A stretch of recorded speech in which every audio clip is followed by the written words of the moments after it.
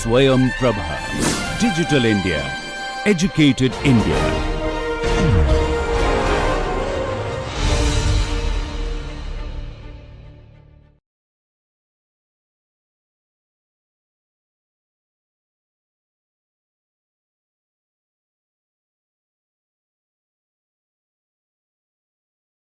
In last module, we have seen that how India is ready for the Making India initiative, but one of the question which is always asked when the infrastructure projects are discussed and implemented, that what is the viability of the public private partnership model in India when some of the PPP is not really successful.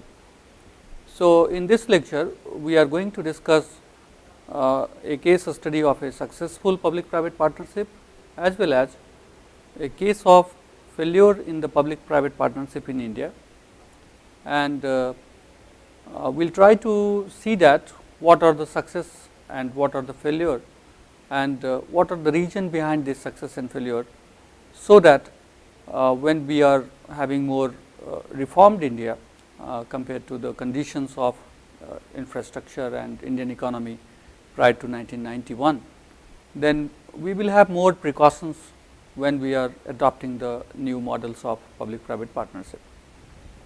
So, the brief outline of this presentation is the public private partnership and its importance in the reform India, a case of failed public private partnership, why it fails, why public private partnership fails, again a successful example we are going to discuss as a part of public private partnership, and then why public private partnership is succeeded in another case, and globally why certain public private partnership becomes very successful. This will be the main discussion of this particular lecture. So, Indian economy, if we can consider Indian economy today, that is more experienced in terms of rapid economic growth compared to 1970s, 80s, we are finding that Indian economy is more moving ahead in terms of GDP growth rate, and we are fast enough in terms of achieving targets, overall targets in the growth, but at the same time we have seen that we have lack of growth potential as well as growth contribution in GDP from the manufacturing side, and one of the reason of such failure is the missing connectivity between the farm and firm, at the same time connectivity between the raw materials and the manufacturing units, the scarcity of electricity, the scarcity of transportation and the scarcity of road base. So, these scarcities are basically infrastructure based scarcity, and all these scarcities are further linked with the scarcity of investment. So, to sustain this rapid growth which India had in last few years, it is important to have the quality infrastructure developed, and it is also needed for broad based and inclusive growth, which means that contribution from all the sides of the economy, manufacturing, services and the primary sector, and the lack of public finance for infrastructure development initiated public private partnership infrastructure development is the only solution to fulfill the gap which is emerging from the public finances, especially for infrastructure development, because we are today more open economy. So, we do not really depend only on the public support, but we have to also look for the private investors which has profit motive as well as the motive to follow the government guidelines, not on the cost of loss, but on the due to the return in terms of profit. So, this public private partnership brings private capital and make projects affordable. It also ensures budgetary certainty, maximize use of private sector skills. It assures the quality of services, accountability and a strong customer services. So, let me discuss the one of the case failure of the public private partnership in India. PPP between the Delhi Metro Rail Corporation DMRC and the Reliance Infrastructure Limited is one of the major case of fail in the public private partnership, especially in the reformed India.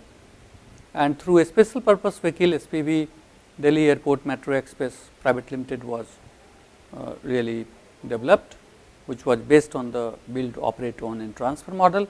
Contract was awarded in January 2008. The structure of this DAMEPL was created to develop, operate and maintain airport express line of Delhi Metro. This was the first public private partnership of India in railway. So, DAMEPL was consortium of Reliance Infrastructure Limited 95% stake and another company from Spain CAF 5% stake. Initially DMRC forecasted that around 46,000 passengers would use the airport express line of metro each day after the project was credited in 2010. Passengers would grow to 86,000 per day in the next 10 years. Debt was managed by Axis Bank, India Infrastructure Finance and 8 other banks. Debt to equity ratio was 70-30. Private entry was expected to recover investment by fare collection, lease of commercial space, vending machines, retail outlets, advertisements, etc. Concession fee of $10.5 million every year will have to be paid to DMRC by DAMEPL. Profit sharing of 1 to 5% of the gross revenue between the two parties for 15 years was also agreed upon. Beginning of the problem. It took longer time for the construction of the structure of the projects by DMRC to complete than was initially expected till 31st August 2010. Compensation in tune of 37.5 lakh per day from 31st September 2010 and doubled to 75 lakhs from 15th October 2010. DMRC required the payment. Operation started from 23rd February 2011. Only 4 of the 6 stations were operational and only 4 trains were started. It was to be serviced by 6 trains. Average passenger were 11,111 per day, much below the expectations. Only about 13% of the passengers travelling through the line accessed by the airport. Services were halted on July 8, 2012 when civil structure was identified faulty. The problem was initially thought to be small. It was later found after joint inspection that there were serious faults. Line was restarted on 23rd January 2013. Initially only 15 km per hour speed was allowed for the trains. Gradually this was increased to 70 km per hour. The passenger volume was now 10,000 per day. Mounting revenue loss to DAMEPL needed public sector support. DAMEPL rendered termination notice to DMRC in October 2012 and they rejected the notice. Arbitration was initiated. Reliance Infra claimed termination payment of 130% of the project equity and 100% of the project debt. The debt payment by both the Government of India and the Delhi government proposed by DMRC. The Urban Development Ministry rejected this proposal. Reliance Infra finally bailed out. From 1st July 2013, the operation were taken by the DMRC. Reason for the failure of public private partnership in this case: inadequate feasibility study and overestimation of the passengers. Delay in construction led to cost overruns and hampered the profits. Faulty construction by DMRC, weak institutional strategy, unrealistic revenue and cost estimations, lack of proper and adequate public support, flawed risk sharing contract and improper public private partnership model. Now, after discussing this a case of failure, let me also discuss a case of successful in the reformed India. This is the East Coast Road project. Upgrading of an exciting road was based on PPP in the state of Tamil Nadu. This public private partnership model was on rehabilitation, improve, maintain, operate, transfer basis, RIMOT model. The agreement was signed in December 2000. Contract was signed between the government of Tamil Nadu and the Tamil Nadu Road Development Company Limited. The public private partnership for roadway was commissioned in Tamil Nadu as the Tamil Nadu Road Development Company Limited. This was a PPP between public authority known as the Tamil Nadu Industrial Development Corporation and the private consortium Infrastructure Leasing and Financial Service Limited. The PPP was initiated to take advantage of public resources by promoting private sector participation in infrastructure development. So, one can ask that why such PPP is important in roadways. The motive behind this PPP was to connect the state capital Chennai with Cuddalore. The aim was to reduce traffic congestion, cut down the local air pollution, ease commerce and tourism, promote local business and trade, and ensure and incentivize investment and participation of the private sector in the development of infrastructure through PPP. Initial failure. The project failed initially due to lack of sufficient finances. This slowed the maintenance work of the project. Due to poor maintenance, the road was marked by frequent accidents. Within 2 years of development, it was witnessed the pavement failures. Other problems included poor signs and absence of road marking. The new contract. The new contract for the rehabilitation and maintenance of the project was negotiated by the TNRDC. The government approved the project on February 11, 2000. The agreement was signed in December 2000. The project was 113.2 km East Coast Road between the cities of Chennai and Pondicherry via Mahabalipuram.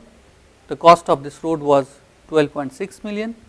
It was on rehabilitate, improve, maintain, operate, transfer model of PPP. The project under new contract started in February 2001. Major portion of the work was completed by December 2001. The operations started on March 24, 2002, and it is a toll road project. Toll revisions are under the capacity of the government. However, the corporate structure projects the interest of all the parties. The success of the East Coast Road is depending on some of the points. Proper and adequate statutory and regulatory framework. The state government in the East Coast Road projects created proper statutory and regulatory framework that generated market opportunities for the private sector and resulted in increased investment and efficient services. Proper risk sharing. The government was responsible for policy risk while commercial risks were borne by the private sector. Sustainable operation and maintenance in the project design phase. One of the other reason of the success is the sustainable operation and maintenance in the project design phase, because one can see here when it was realized that there are certain indications of the failure, government took as one of the positive steps to sign the new contract and to start the revision of the projects and to have new basically investment and shaping up the failures to reduce the level of accidents and the damage.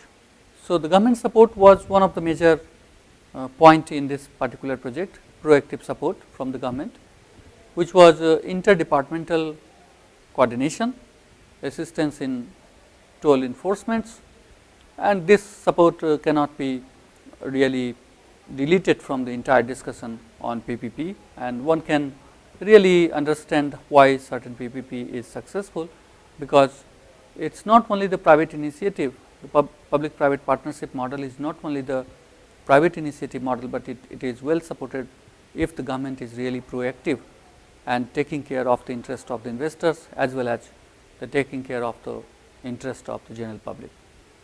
How transparent system you are having in terms of bidding, that also matters a lot.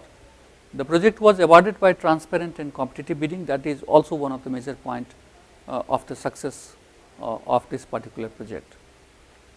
Then again, what was the nature of the project? The nature of the project was demand driven. East Coast Road Projects was a demand driven project, and because of that what was the suitable model? The suitable model was the rehabilitation in force RIMOT model, because you have to have rehabilitation for such construction, rehabilitation of the poor people who were having the loss of land. At the same time they should be also very much supportive to such projects, and it cannot happen without providing them proper place for their new life. So if we see here, we see that in terms of government legal and regulatory support and assistance in terms of enforcement and interdepartmental coordination, at the same time transparent bidding, the demand driven nature of the project, and the model adopted in this particular project, which was really focusing on the financial sustainability, expected tariff volume and the economic viability was the main point of success of this particular project. So if we compare the DMRC project and this particular project, in India's first PPP model, we have seen that that model was failed, and the reason was overestimation of the traffic, at the same time over expectation in terms of profit. But here in this case the project was based on the expected traffic volume and the economic viability with a proper model, which is the rehabilitation and operate and transfer model, because in road construction you have to take care of the rehabilitation part. At the same time, government support and the transparent system of the bidding was also played a very important role.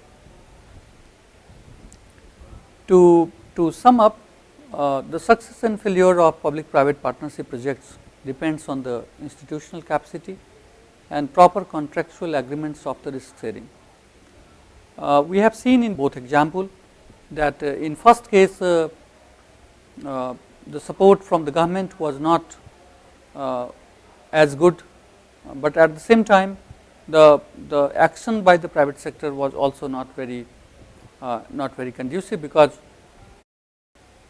it was not basically to run the project, but it was basically to leave the project in between and to stay out from the project, and that happened in case of Delhi Metro Rail project. The feasibility study and proper cost and revenue estimations are most essential for a project to succeed, especially in the infrastructure development. We have seen in case of road construction in Tamil Nadu, we have seen in the second example, we have seen that the feasibility study and cost and revenue estimations were much practical compared to the first case of Delhi Metro projects. So it is not the model of PPP rather than the execution of the projects that matters a lot. When we are in a much reformed economic condition, we have seen in our previous discussion that India is looking for more FDI in infrastructure development, being the fourth largest market in the world in terms of infrastructure market. And when we are looking for such investments, we cannot really say that PPP models or any model of the PPP is really a failure model, and we should not really look for the model which is failed in one case, but one can really look for the causes of the failure of the model in one case, and government and private bodies can really work together to counter some of the challenges, some of the issues which we have also discussed in our previous lectures, such as economic issues, environmental issues, and the issue of inclusiveness when we are making road, when we are making bridges, when we are having rail and road transport being developed in the country on the very fast speed to cater the growing population. We cannot really say that we will not really consider the inclusiveness in our public private partnership projects. So when public sector support is crucial for the success of public private partnership, we cannot really say that we are not really supportive, like in case of the second example which was discussed in this lecture. We have seen that how government of Tamil Nadu was supportive to have the finalization of these projects. When we are looking for Make in India initiatives and some more initiatives like Digital India and other things, we cannot really continue with the old infrastructure, we cannot really depend on the previous infrastructure. We have to look for the new way of developing the infrastructure and continuing with the previous one with some better maintenance. So, in this connection, the entire discussion which we had on the PPP, how a failure or success example of the PPP tells us that what precautions we have to take and how to really consider the new projects when we are looking for more investments and when we are looking for making India more vibrant country in terms of manufacturing. We cannot really ignore the public private partnership model, and it is high time, like today I was hearing that Indian Railway is starting 500 new stations, renovating or making new stations with the help of public private partnership. This is one of the welcome step, because we were ignoring public private partnership in Indian Railway for many years. But at the same time, if government is really looking for some proactive steps from the private sector, we have to provide them some opportunity to be the partner in our infrastructure development. And public sector is no more the public sector which we had in 1970 and 60. The size of the public sector has to be reduced, because the cost of running those public sector enterprises and the organizations are becoming very tough for the government. So, to manage those costs and to maintain the quality of the infrastructure, it is indeed important to maintain the quality of public private partnership. I hope this discussion will certainly help you to understand how certain public private partnership helps and certain public private partnership is really helpless when the expectations, when the cost calculations, when the feasibility study is not really good, at the same time when the projects are not really well supported by the government. Thank you.